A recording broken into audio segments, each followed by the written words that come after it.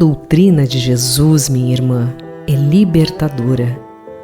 Ensina a não nos escravizarmos aos atavismos milenares, nem deificarmos os mitos primitivos, mas não nos orienta a rotularmos e excluirmos nenhuma forma digna de culto, raça ou povo, pois seja como for, todos os seres transitam para Deus. Mensagem de Irmão Jerônimo, no livro Cepé, o Guerreiro da Paz, ditado pelo espírito Oscar Pitã a Maria Elizabeth Barbieri, capítulo 15, editora Félix.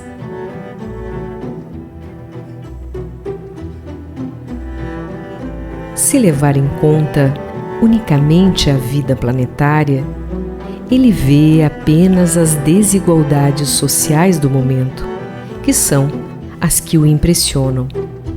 Se, porém, deitar os olhos sobre o conjunto da vida do espírito, sobre o passado e o futuro, desde o ponto de partida até o de chegada, aquelas desigualdades se somem e ele reconhece que Deus nenhuma vantagem concedeu a qualquer de seus filhos em prejuízo dos outros.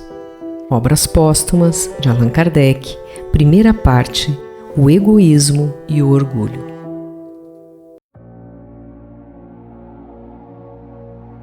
Um povo que o preconceito marcou, quando deitamos o nosso olhar para os tempos inesquecíveis da redução de São Miguel no Brasil colônia, vamos, via de regra, enxergar uma nação guarani, onde o aculturamento estava presente. Rotulamos nossos irmãos com o preconceito, atribuindo a eles caracteres rudes.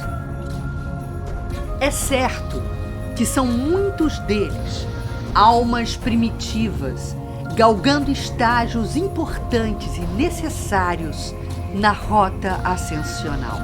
Mas, com a largueza do olhar espiritual, vamos entender que os povos primitivos são abençoadas escolas para espíritos que desejam avançar com rapidez na escala espírita, porquanto o convívio com seres cujos impulsos e sensações são extremamente materializadas concede-lhes a ensancha do cultivo da perseverança, da paciência e da abnegação. Falamos de almas de irmãs que valorosamente se fizeram protagonistas de uma cultura na qual o Evangelho estava presente em sua inteireza. A Boa Nova vicejava ali nos pampas gaúchos, nas reduções. Mas o mundo retirou essas lembranças, sobrepujou a essa realidade a memória da catequização jesuítica, a necessidade de submissão a uma igreja palaciana, exploradora e expoliadora.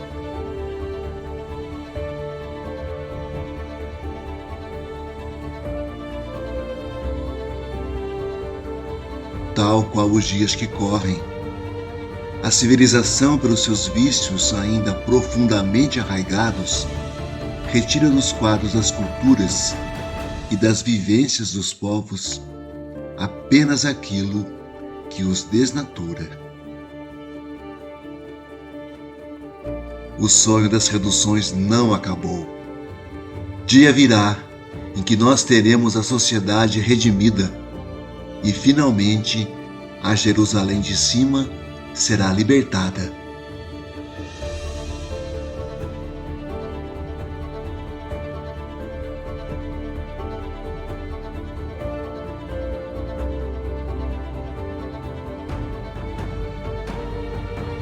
As palavras de Cepé me remetem ao apóstolo Paulo, que em carta aos Gálatas, capítulo 4, versículo 26, diz: mas a Jerusalém que é de cima é livre, a qual é mãe de todos nós. O exame isolado desse versículo sugere um tema de infinita grandeza para os discípulos religiosos do cristianismo. A volúpia do poder e a vaidade do saber são cultos que nos afastam do Cristo. Jesus é a luz da nossa existência há muitos séculos. Perde-se na imensidão dos tempos a sua augusta presença, iluminando e imantando ao seu amor as nossas trajetórias. Porém, o amor que devotamos ao Senhor e Mestre da humanidade muitas vezes não suportou a arrogância e o fascínio pelos brilhos passageiros e enganosos. A consciência tranquila dos anatematizados que se sentem sob a tutela do divino poder seguem adiante, apesar das ensanchas da dor e a forja dos desafios. Emmanuel, benfeitor espiritual, em sua literatura nos lembra do impositivo da perseverança diante das adversidades.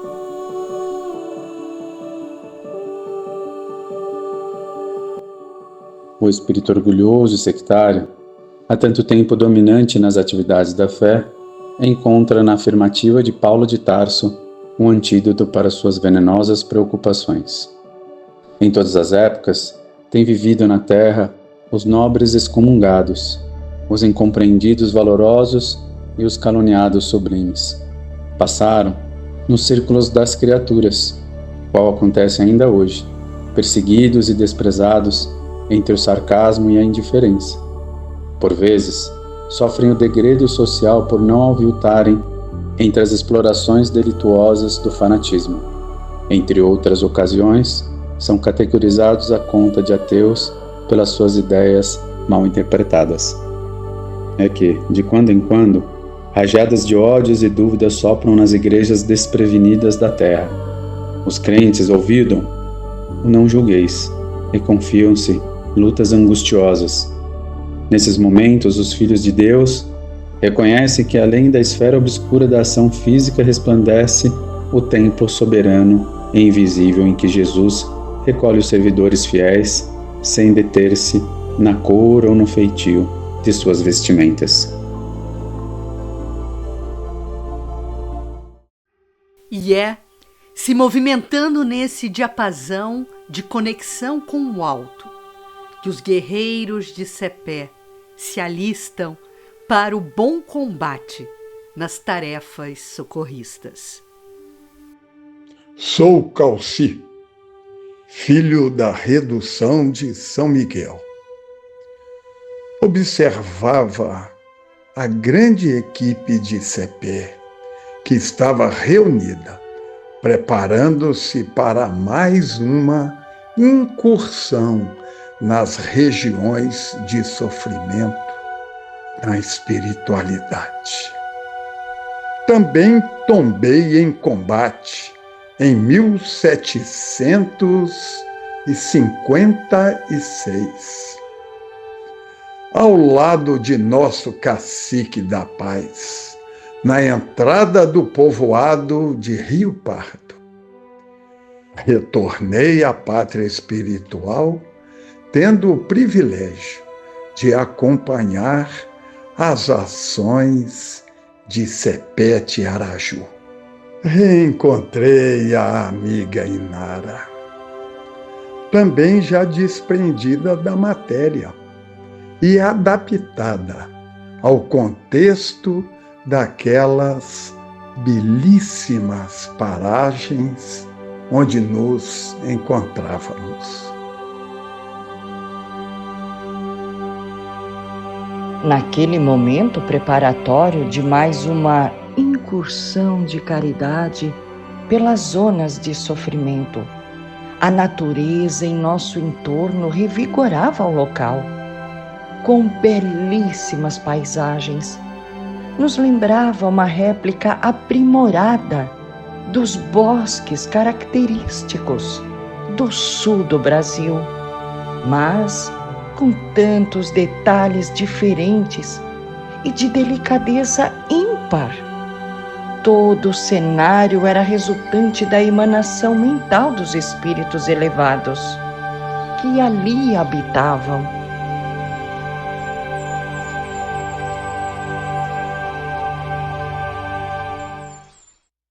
Para melhor entendermos a largueza do trabalho espiritual realizado por Cepé e sua equipe na erraticidade, vale notar que a natureza fluídica das matas e jardins propicia aos espíritos a absorção em seus perispíritos dos recursos necessários aos labores socorristas, pois os resgates demandam expressiva soma de elementos que devem ser recompostos em seus organismos sutis. Ali, a integração com a natureza é plena e é neste processo que se dá o atendimento a todas as necessidades dos habitantes daquela colônia de trabalho.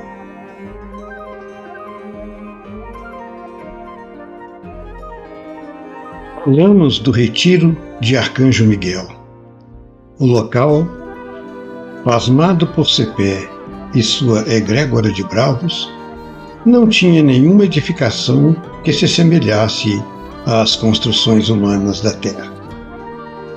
Era apenas a mata formada de arbustos com recortes esculturais, flores que recamavam a relva brilhante e espalhavam perfume, produzindo, ao baloiçar da brisa, sons angelicais.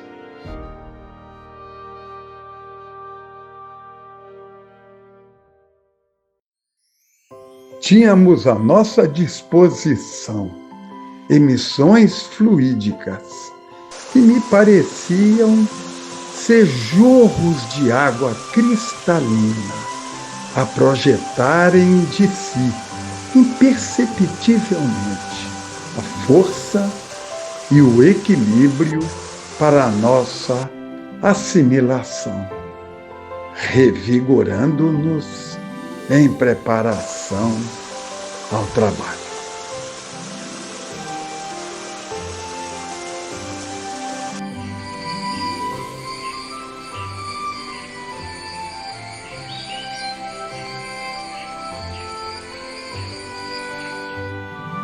Voltamos a constituir nessa paragem espiritual de Arcanjo Miguel uma psicosfera de reinos em perfeita sinfonia, de convivência e solidariedade. As entidades que aqui laboram guardam traços indígenas, iluminados com extrema serenidade e brandura, que lhes confere beleza sublimada.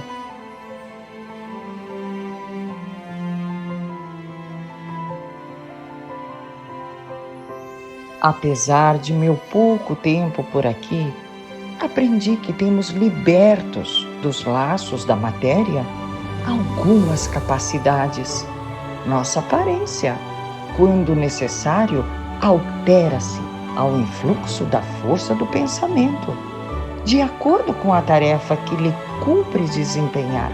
Porém, tão logo retornamos dos redentores ofícios que nos requisitaram a mudança dos traços com que nos apresentamos, com alegria, tornamos a apresentar as características aborígenes da Terra. É certo, Iná, que as milhares de almas congregadas aqui para o serviço na seara de Jesus assim se mantêm por deliberação própria em gratidão às lições que lhes permitiram avançar espiritualmente quando viveram no seio de nossa raça admirável.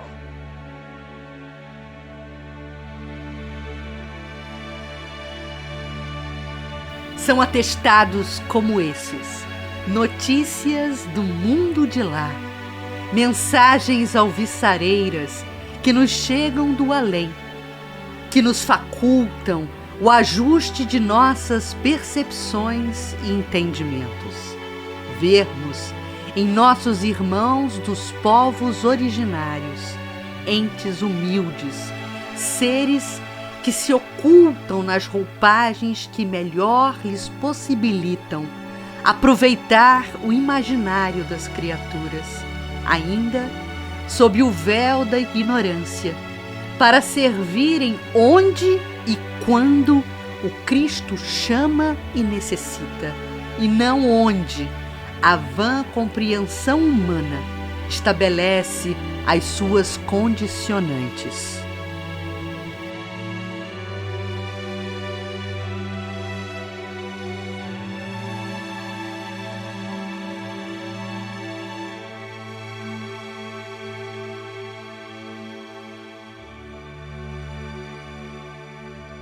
Ainda estamos distantes da vivência plena do Evangelho de Jesus, pois as aparências, as personalidades que vestimos na caminhada para a perfeição, constituem-se em densos véus que obscurecem a visão do espírito imortal. A necessidade de evolução produz o apego aos aspectos transitórios como forma de valorização das experiências e, por vezes, fazemos deles realidades incontestáveis que podem nos aprisionar e impedir o avanço da alma rumo à sua purificação. Esse é o grande desafio e o maior entrave da ascensão a que somos fadados. Jesus é a luz da nossa existência há muitos séculos. Perde-se na imensidão dos tempos a sua augusta presença, iluminando e imantando ao seu amor as nossas trajetórias. Porém, o amor que devotamos ao Senhor e Mestre da humanidade muitas vezes não suportou a arrogância e o fascínio pelos brilhos passageiros e enganosos. Aprendi com Cepé que a oportunidade de transitar entre os homens, no seio de um povo que o preconceito marcou, é uma bênção que nos põe a salvo de nós mesmos. Isso, todavia, não exime de responsabilidades aqueles que julgam e lançam nas valas da discriminação os que se encontram nesses estágios, sejam quais forem as causas que lhes determinaram o renascimento nestas valiosas condições. O Cristo de Deus é o educador excelente que entrega a lição aos aprendizes da lei maior na forma e no instante em que cada um pode entendê-la e dar-lhe utilidade.